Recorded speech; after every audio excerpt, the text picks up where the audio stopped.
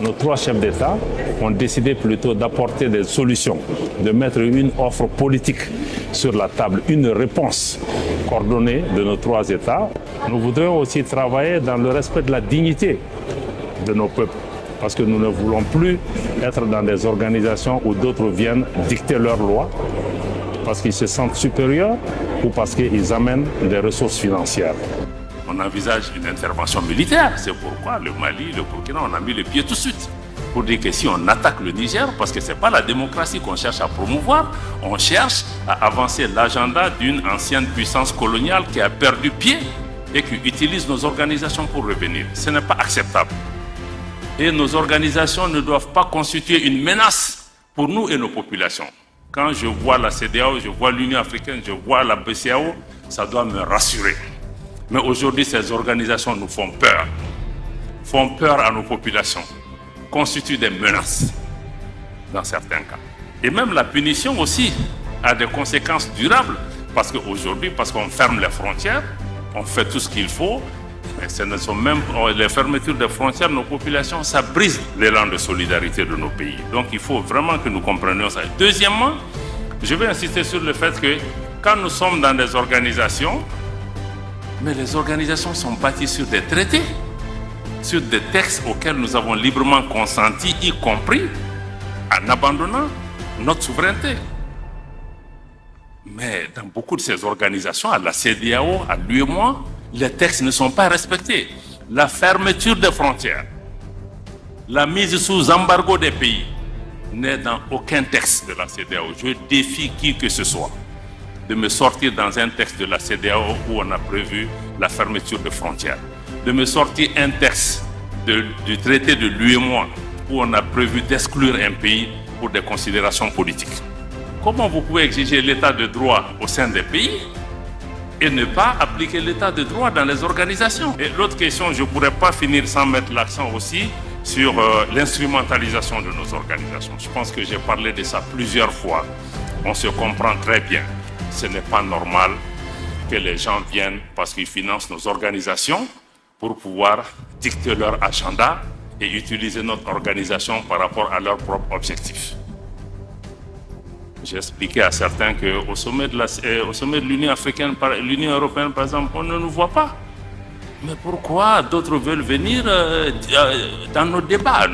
On peut avoir un partenariat, mais dans le cadre du... Donc nos organisations sont instrumentalisées.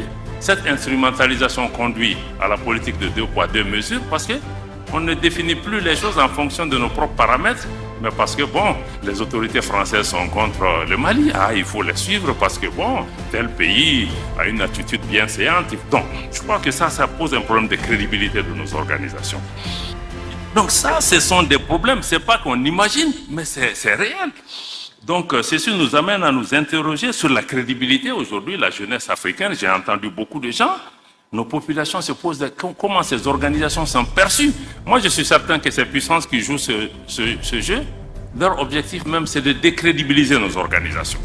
Quand ils disent, ouais, on est derrière la CEDEAO, et vous prenez le micro souvent pour prédire, on a vu des ministres français, ou même le chef de l'État, prédire les conclusions des sommets de la CEDEAO sans qu'aucun responsable de l'organisation les rappelle à l'ordre.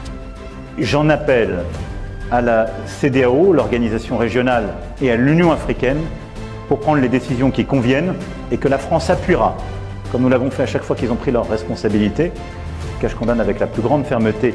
Là, je compte m'entretenir dès demain avec le président Nana Akufo-Addo, président en exercice de la CEDEAO, pour l'appeler à prendre toutes les décisions nécessaires à la mettre. Comme le disent nos amis ivoiriens, on est où là?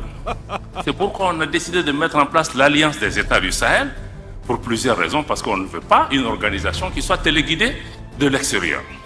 2, c'est que nous avons décidé que nous finançons cette organisation. Si vous voyez la charte, elle n'a pas prévu que nous recevons de l'argent de qui que ce soit. Pour être très clair. Donc, s'il y a des réponses sécuritaires, ça doit être des réponses sécuritaires à la hauteur de nos moyens. Et les moyens, nous en avons. Nous ne sommes pas aussi pauvres que ça, parce que c'est la géopolitique qui crée cette pauvreté et l'entretien.